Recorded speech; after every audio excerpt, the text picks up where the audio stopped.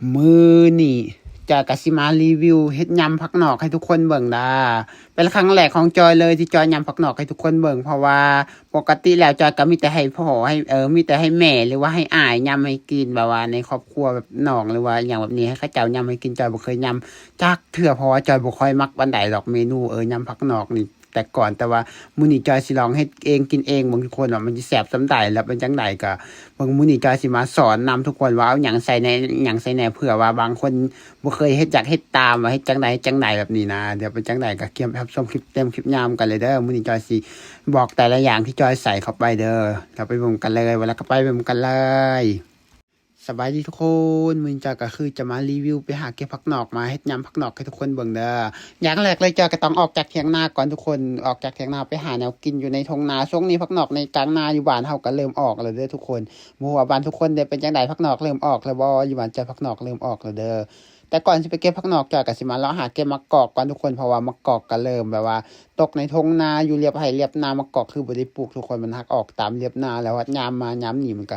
คือเริ่มแก่แล้วก็ตกลงเราก็สามารถเก็บไปเฮ็ดแจ่วหรือว่าไปตำส้มเฮ็ดได้หลายเมนูที่เรามักเลยกินได้เลยทุกคนมะกอกคือแซ่บแห้งเลยอันนี้คือจะเป็นมะกอกเด้อหลังจากนี้ก็คือเก็บมะกอกแล้วต่อมาก็คือไปหาเก็บผักนอกเลยทุกคนผักนอกก็ยังบ่ทันต้นใหญ่เด้อผักนอกอยู่บ้านจอมมันหาก็ออกนะทุกคนต้นน้อยหน่อยนะเก็บกว่าสิได้นี่ก็คือแบบใส่เวลาโดนเติบเพราะว่าคือแบบว่ามันยังต้นน้อยแฮงคือจังที่จอยเก็บเนี่ยทุกคนนี่มันยังต้นน้อยแฮงเลยล่ะ บ่ฮู้ว่าบ้านทุกคนได้เป็นจังได๋ผักนอกพาแบบว่าออกแล้วบ่อยู่บ้านจอยหากก็กำลังเริ่มออกเด้อผักนอกอันนี้จอยก็บ่ได้ไปเก็บอยู่นาคนอื่นเก็บอยู่นาของตัวเองนี่แหละซึ่งผักนอกมื้อนี้จอยก็คือจะมาหาเก็บไปเฮ็ดยำให้ทุกคนเบิ่งเด้อเพราะว่าจอยก็บ่เคยเฮ็ดจักเทื่อนะเฮ็ดเรื่องว่ายำผักนอกเพราะว่าปกติจอยก็สิให้แม่ให้อ้ายหรือว่าให้น้องสาวเฮ็ดให้กินแบบนี้จอยบ่เคยเฮ็ดจักเทื่อมื้อนี้จอยสิเฮ็ดเองกินเองเบิ่งทุกคนว่ามันสิแซ่บหรือว่าบ่แซ่บก็เตรียมไปเบิ่งกันเด้ออย่างแรกเขาก็ต้องมาเลาะหาเก็บก่อนแบบนี้นะ เก็บสะสมไปเรื่อยๆกว่ามันสิได้ทุกคนโอ้โฮโคตรใช้เวลาโคตรดนเลยเดะกว่าสิจอยจะได้นี่ก็คือบ่แม่นง่ายๆเลยเรื่องเก็บผักนอกคันมันต้นใหญ่เก็บน้อยหนึ่งก็ได้ทุกคนแต่อันนี้มันยังต้นน้อยนะเวลามันแก่มาเอาไปยำก็บ่แซ่บเราต้องเอาผักนอกอ่อนแบบนี้ไปยำมันจะแซ่บเดะจอยก็เลยต้องมาหาเก็บไปยำปกติจอยก็มาหาเก็บอยู่ผักนอกแต่ว่าเฮ็ดซุปซื่อๆบ่เคยเฮ็ดยำแต่ว่ามื้อนี้จอยก็สิมาเก็บเฮ็ดยำให้ทุกคนเบิ่งเด้อ หลังจากเนี่ยก็คือเบิ่งทุกคนเก็บไปเก็บมาผ่านไปโดนสักพักหนึ่งแล้วก็คือแบบตัดภาพมาต่ออยู่ที่วันที่เฮาอันเกียมกับเถียงนาเลยเด้ทุกคนการตัดภาพมาตอนเฮาได้ไลน์มาแล้วได้ไลน์มาแล้วตอนนี้ก็คือผ่านไป2-3ชั่วโมงได้ส่ำนี้ ทุกคนหลังจากได้มาแล้วต่อมาก็สิไปล้างน้ำผักนอกคือแบบว่าล้างน้ำที่อันนี้มีหลายคนดอกถามจอยโดยเฉพาะแม่นอัน พี่ๆน้องๆในประเทศไทยเขาเจ้าถามว่าแม่นหำนี่อันเจ้าปล่อยทิ่มตลอดเลยบ่แม่นก็คือต่อเขาปล่อยทิ่มตลอดเลยทุกคนเพราะว่ามันบ่มีบ่อนปิดเปิดแต่มันเป็นน้ำจากห้วยมาอยู่แล้วนะครับเอาสายน้ำไปต่อในห้วยแล้วมาปล่อยในเถียงนาแล้วก็มีน้ำไหลตลอดทั้งปีแบบนี้นะต่างแค่ว่าช่วงฤดูแล้งก็สิแป๊วน้อยก็สิมาน้อยช่วงฤดูฝนก็คือโคตรมาหลายเลยน้ำนี่ก็คือมีน้ำไหลตลอดเลยน้ำนี่ก็คือกินได้อาบได้เฮ็ดได้ทุกอย่างเลยเพราะว่าเป็นน้ำห้วย ที่บ่มีสารเคมีแบบนี้นะทุกคนน้ำที่ไหลมาจากภูเขาสูงแบบนี้คือแบบว่ามีน้ำใสตลอดทุกมื้อเลยอยู่นี่นะสบายแฮง มื้อใดเราใส่เหลือก็ทิ่มมันโลดแต่บ่ต้องเอามันหลังจากนี้ก็คือล้างพอแล้วผักนอกหลังจากล้างผักนอกแล้วต่อมาจอยก็เกี่ยมมาหาเก็บผักหอมก็มาเลาะหาเอาในทุ่งนาผักหอมที่เราปลูกเด้อทุกคนผักหอมเกี่ยมจิไปเฮ็ดยำผักกันแหละ ยำผักนอกอันนี้ก็คือต้องเก็บผักบัวก่อนเอาผักบัวก็ลกเป็นหัวแล้วต่อมาก็เอาผักเทียมผักบัวผักเทียมช่วงนี้คือกำลังงามแฮงเลยที่แม่ปลูกอยู่ในกลางนาทุกคนผักนี้คือปลูกบ่ได้รดน้ำจักอย่างเลยคือแบบสบายแฮงปลูกแล้วก็ทาแต่มันงามมันก็ฮอดมื้อก็ได้กินต่อมาก็แล้วหาผักหอมป้อมก็ยังบ่ทันต้นใหญ่ที่ทุกคนโคตรหลายแล้วผักหอมป้อมนะคือแบบว่าออกหลายคักเลยแล้วก็แบบว่างามแฮงเลยเพียงแต่ว่ามันยังบ่ทันต้นใหญ่อีกประมาณ2หรือว่า3อาทิตย์นี้คือจะต้นใหญ่แล้วเราก็สามารถ เก็บสบายตอนนี้ยังเก็บยากอยู่เพราะยังต้นหน่อยคือจังที่จอยเก็บแต่ว่ามันก็หอมเด้อถึงแม้สิต้นหน่อยแต่ว่าโคตรหอมเลยเพราะหอมปลอมต่อมาก็คือได้หมดแล้วสำหรับเครื่องหอมที่เราจะใส่หลังจากนั้นก็ตัดภาพมาเทียงหน้าอีกเทื่อนึงก็เอามาคั่วมักทั่วทุกคนคั่วมักทั่วเกี่ยมสิตำใส่เด้อใส่ยำผักนอกบางคนก็สิได้ใส่มักงาใส่อีหยังแบบนี้ส่วนเฮาบ่มีมักงาก็ใส่มักถั่วดินเด้อทุกคนเอามักถั่วดินมาคั่วก่อนหลังจากนี้คั่วไปโดนสักพักหนึ่งแล้วมันก็คือ น่าจะพอแล้วหลังจากมันพอแล้วเราก็จะได้ เกียมแบบว่าเอามาทอกใส่ในครกเกียมตำแบบนี้แต่ว่าก่อนสิตำอันมักถั่วจอยก็สิได้ต้มไข่ก่อนทุกคนต้มไข่ใส่ยำผักเด้อ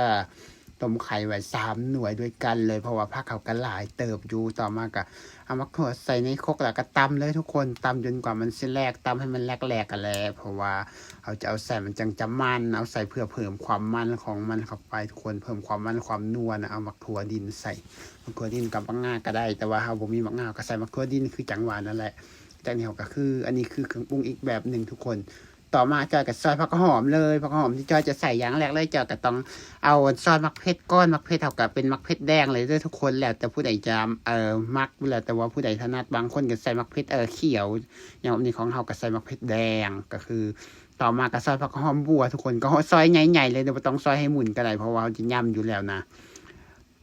แต่ว่าการยำของเฮามื้อนี้มันจะขาดอยู่ที่มักเหลนนะทุกคนเฮาบ่มีมักเหลนหรือว่ามะเขือเทศนั่นแหละอยู่หลักๆเขายำผักหนอกเขาจะใส่มะเขือเทศหรือว่าใส่มักเหลนนั่นล่ะอยู่บ้านเฮาจะเอิ้นมักเหลนอยู่ประเทศไทยจะเอิ้นมะเขือเทศแบบนี้นะแล้วนี่เขาก็คือซอยผักหอมแล้วทุกคนต่อมาก็คือเอาใส่ถ้วยไว้แล้วต่อมาก็คือแบบว่า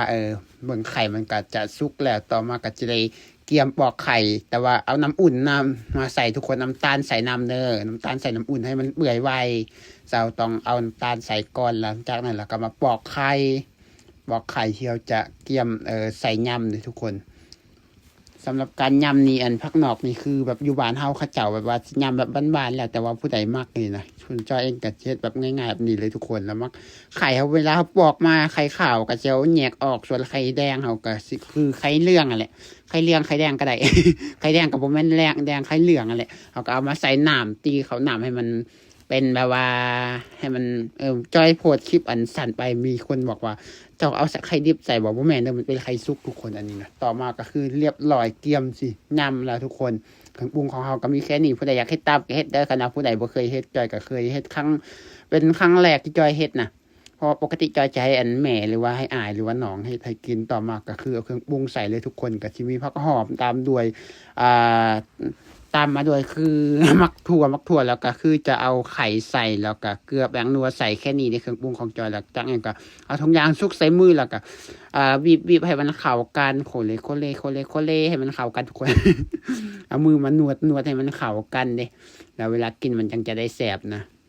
อันนี้ก็เอามือมานวดก่อนทุกคนนวดให้มันเข้ากันวิธียำของเขาก็คือแบบนี้เลยต่อมาก็คือแบบบ่มีสมใส่ทุกคนก็เอามะนาวใส่เลยเพราะว่าลักๆเวลาเขายำผักเขาก็จะต้องใส่สมจักหน่อยหนึ่งส่วนใหญ่เขาเจ้าจะใส่มะเขือหรือว่ามะเขือเทศนั่นแหละแต่ว่าบ้านเฮาแบบบ้านจอยมันบ่มีเด้อมะเขือจอยก็เลยต้องใส่มะนาวเข้าไปเลยทุกคนเอามะนาวใส่แล้วก็แบบมือบีบให้มันเข้ากันคือเก่าแล้วจากนี้เขาก็ลองซิมเบิ่งทุกคนว่ามันจอบบ่ซิมเบิ่งโอ้โหทุกคนคือแซ่บแฮงเป็นครั้งแรกที่เราเฮ็ดเองแล้วก็กินเองคือว่าบ่แม่นอันว่าบ่แซ่บเด้อคือแซ่บแฮงเลยทุกคนเพราะว่าเฮาใส่คือแบบว่าบ่ตื่มอีหยังเลยนะบ่ตื่มเกลือบ่ตื่มแบบนัวใส่เทื่อเดียวแล้วจบเลยแบบว่าจบเลยแบบนี้นะทุกคนคือแบบว่าโอ้โหแซ่บแฮงหลังจากนี้ก็คือกินกันเลยทุกคนเฮ็ดเองกินเองก็คือแซ่บเด้อผู้ใดอยากเฮ็ดตามก็สามารถลองเบิ่งคลิปจอยแล้วก็ลองไปเฮ็ดตามก็ได้หรือว่าเบิ่งค้นหาเบิ่งใน TikTok ก็สิเห็นอยู่ดอกว่าวิธียำผักนอกนู่นนี่นั่นก็น่าจะมีคนสอนหลายอยู่แหละโดยเฉพาะมันประเทศลาวเพราะว่าประเทศลาวนี่ผักนอกส่วนหลายเขาเจ้าสิเฮ็ดยำกินใหญ่มีงานแต่งหรือว่างานสู่ขวัญงานดองนู่นนี่นั่นงานใหญ่ๆเขาเจ้าส่วนหลายยำนี่ก็คือจะยำผักนอกหรือว่ายำผักสลัดแบบนี้นะทุกคนผักนอกกับผักสลัดจะยำสไตล์เดียวกันเลยเพราะฉะนั้นส่วนหลายยำนี่เขาก็ยำผักนอกกินเวลามีงานใหญ่ส่วนหลายอยู่แถวบ้านเฮาแบบนี้นะสำหรับอันคลิปตัวนี้จอยก็สิได้ขอจบสำนีเลยทุกคนผู้ใดมักคลิปแบบนี้ก็อย่าลืมกดไลค์กดแชร์กดติดตามมาจอยเด้อเพื่อคลิปต่อไปแล้วพบกันใหม่คลิปหน้าเด้อวันละก็บาย